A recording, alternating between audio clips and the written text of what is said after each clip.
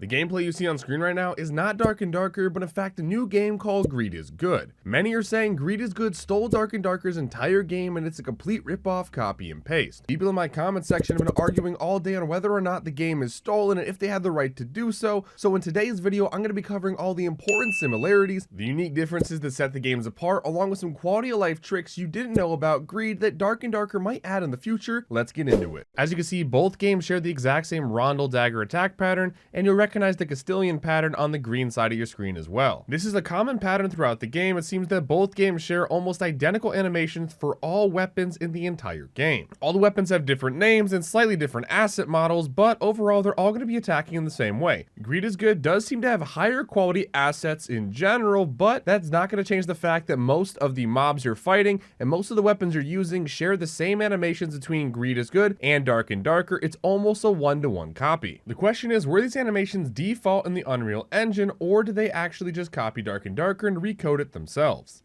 Another difference to note is that spiders in Greed is Good do not spawn from a pot. They're their own mob, and yes, you can loot them, unlike Dark and Darker.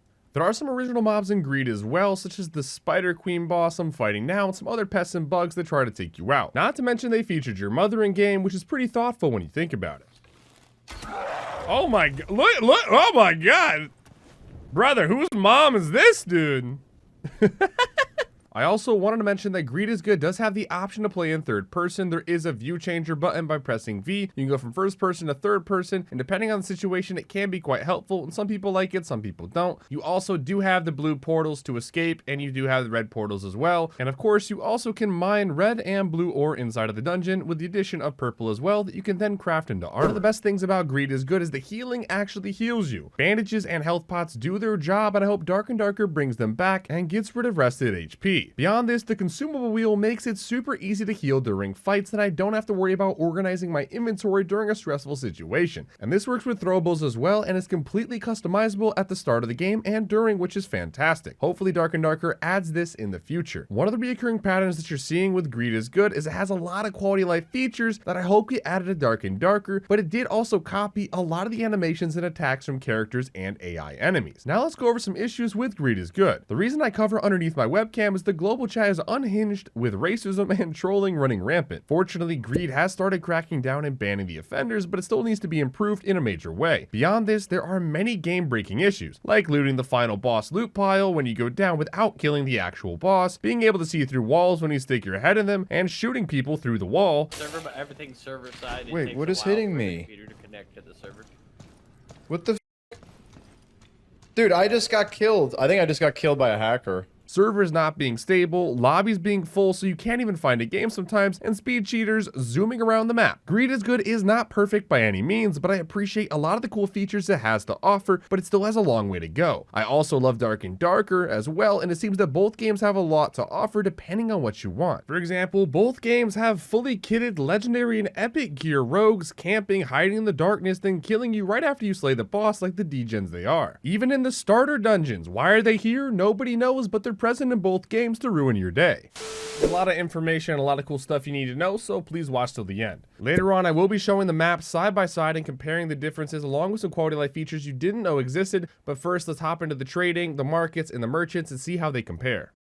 When you're going to play Greed is Good, you got server select down here. Way less servers than Dark and Darker, but whenever you select a new server, that's a brand new character, brand new name, and a whole new set of heroes. As you can see, I got a level 4 ranger here, and if you go to my stash is empty. However, if we go back to return to login and we switch over to NA, you will see I have a much bigger stash and a lot of different levels of heroes because obviously I play the most on North America. A new server brings a whole new set of characters and whole new stashes. So you can't just go in with God gear on a different server. You're going to have to build up each server individually. Beyond that, the stash is way different in Greed is Good as well. You have 4 different stashes. Well, 3 to start out with, and then you can buy even more. Not only do you share your stashes between all of your heroes, but you also can organize them by pressing this button. You also can organize your stash as well in game while you're playing in your actual inventory stash. These little buttons auto sort. It's not always perfect, but it's a nice tool to have when you got all a bunch of junk in your inventory. Let's say your items are not in your stash. If I go over to my fighter here, I do have the exact same stash. But let's say I want something that's on my rogue. Click this button down here, and it shows all the items that my rogue is currently wearing. Take off his helmet, put it in my fighter inventory. And if I go back over here to my rogue, not wearing a helmet anymore, but he still has all this gear. So this little special button here, little trick for you, that'll take items and show you what is on your other characters so you can grab them beyond just the stash. As for the merchants, it's basically the same premise, however some things have been condensed. For example, the alchemist right here has bandages and potions, so you don't need the surgeon. Or the alchemist from Dark and Darker, it's all in one spot. The weaponsmith, the same. Armor, basically the same. And then the grocer here is a combination of the woodsman and the collector. You can buy pickaxes, throwables. You also can buy and sell your valuables like diamonds, gold, that sort of thing. And the slime merchant is the replacement of the goblin merchant. So again, very similar premises, but slightly different.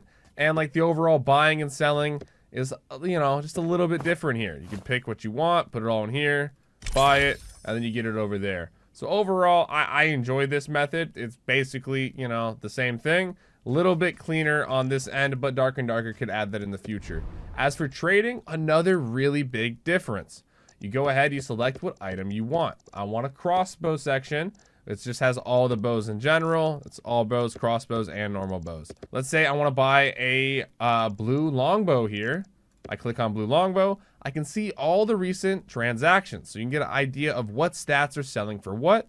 Generally keeps the market a little bit more stable, whereas Dark and Darker, you're kind of guessing based off the atmosphere, where here you can actually see recent transactions. Then you go over to the sell orders. Right now, these bows are very expensive across the board, but let's say I want to buy this, I would simply click here, and then I would click buy. Or I click here, enter in the amount, and then I buy. Currently, I don't have enough money, but that's how the purchase would happen. And then I go over to my mail and I would claim my actual item. As you can see, I had this green longbow previously. So you'd be able to sell stuff that way. Same thing with selling. I can go here, I can list my greatsword, select it, sell, make a price, 650. Definitely overpriced, but I'm just gonna put it up for the sake of it. Enter. And then now you can see that it's there right now for 48 hours, and hopefully someone buys it. So you don't have to spend as much time like you do in Dark and Darker. And that's just the general idea. I also have a war mall on there as well, and it's completed, so I can receive my gold. I sold the war mall for about 50 gold, so that's fantastic. There also is worldwide ranking. Currently it's kind of broken in Greed is Good. It is also a closed beta. So that about covers like the general menu section in UI.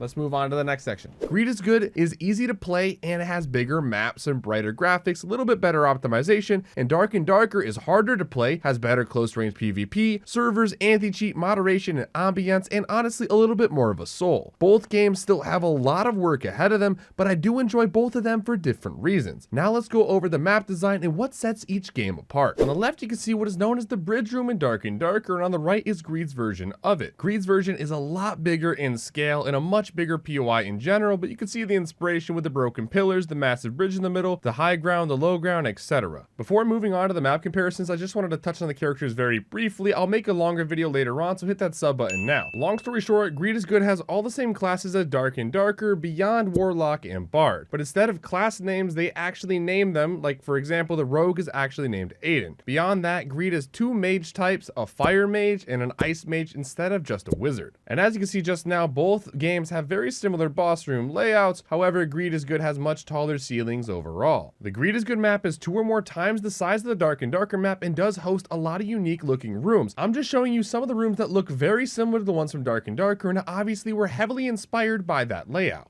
Beyond the boss room, you can easily tell the library room was also heavily inspired, with similar mobs and locations found on both games. I personally do like the higher ceilings on the Greed library, but please feel free to comment your thoughts down below and let me know what you think. I still got a couple more cool things I want to show you. On screen are a few more POIs that look incredibly similar. This is just the start of our dungeon crawler journey. Tomorrow, Project Crawl Test begins. Dark and Darker wipes tomorrow as well, and Dungeon Stalkers drops in December. All of these games basically the same thing, and more games are on the way. It's not fair that Dark and Darker is not on Steam yet, but competition can sometimes be a good thing. Even if you hate Greed is Good, Good, you can't deny the quality of life features and overall map design is pretty cool. I will forever love Dark and Darker, but I'm also going to be trying all the new games that come out. At the end of the day, there's nothing new under the sun, and there will always be copycats around every corner. I'm going to continue to be streaming whatever pops up each week on my Twitch and keep creating YouTube content for y'all. If you learn something new, be sure to slap that like button down below and comment your thoughts as well. How do you feel about this whole situation? Is competition a good thing like Pepsi and Coke, or is somebody getting sued? Hard to say what the future holds.